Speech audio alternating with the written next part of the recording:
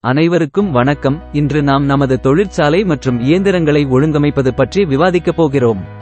இது தயாரிப்புகளை சுமூகமாக நகர்த்துவதற்கும் மேலும் திறமையாக செயல்படுவதற்கும் உதவும். வறுத்த வேர்க்கடலை, தின்பண்டங்கள் மற்றும் பின்வரும் திறன்களைக் கொண்ட ஒரு தொழிற்சாலையை அமைப்பதில் நாங்கள் கவனம் செலுத்துவோம். 500 முதல் 1000 சதுர அடி பரப்பளவில் ஒரு நாளைக்கு 75 கிலோ எடை கொண்ட சிறிய அளவிலான தொழிற்சாலை. 1000 முதல் 1500 சதுர அடி பரப்பளவில் ஒரு நாளைக்கு 160 கிலோ கொண்ட நடுத்தர அளவிலான தொழிற்சாலை. முதலில் மூலப்பொருள் நுழைவு மற்றும் சேமிப்பகத்துடன் தொடங்குவோம். எளிதில் இறக்குவதற்கு மூலப்பொருட்களை சேமித்து வைப்பதற்காக நுழைவாயிலுக்கு அருகில் ஒரு பகுதியை அமைக்கவும். அதன் பிறகு கற்கள் மற்றும் அழுக்குகளை அகற்றும் இயந்திரம். இவை எளிதில் அகற்றப்படுகின்றன. பின்னர் நாம் வறுத்த வேர்க்கடலை இயந்திரத்தை வைத்திருக்கலாம். இந்த இயந்திர பகுதிகள் இந்த பகுதியை செயல்பாடு மற்றும் பராமரிப்புக்கு போதுமான இடத்துடன் மையப்படுத்துகின்றன. அதற்கு அடுத்ததாக ஒரு கலவை பகுதி உள்ளது.